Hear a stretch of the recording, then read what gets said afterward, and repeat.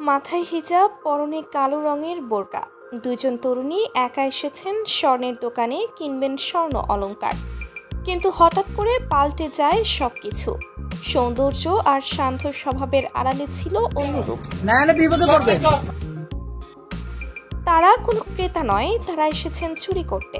সামাজিক যোগাযোগ মাধ্যমে ছড়িয়ে পড়ে এমনই এক ভিডিও, যেখানে দেখা যায় অল্প বয়সী দুইজন মেয়ে, যাদের পরনে বোরকা ও হিজাব। দোকান মালিক স্বর্ণ চুরির অভিযোগে তাদের ভিডিও করতে থাকেন। ভিডিওটি দেখেই মুহূর্তেই খবর ছড়িয়ে পড়ে এলাকায়। আশেপাশের শত শত মানুষ জড়ো হয় দোকানের সামনে। ভিড়ের চাপ, চিৎকার চেঁচামেচি আর লজ্জাজনক পরিস্থিতির মুখে শেষ পর্যন্ত দোকান ছেড়ে পালিয়ে যায় দুই তরুণী। ঘটনাটি ঘটে চাঁদপুরের বাবুরহাটে অবস্থিত অঞ্জলি জুয়েলার্সে। জানা যায়, প্রথমে তারা দুইজনে দোকানে ঢুকে বিভিন্ন গয়না দেখতে শুরু করে। দোকানদারকে ব্যস্ত রাখতে নানা অজুহাতে স্বর্ণ বের করতে বলে।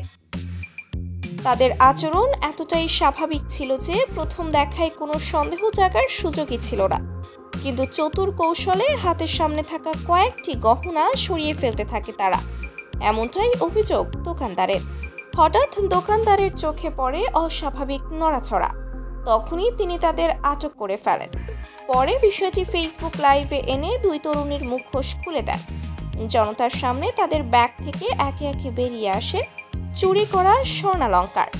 দোকান মালিকের দাবি, প্রায় 35 থেকে 40 হাজার টাকার গহনা তারা হাতিয়ে নিয়েছিল।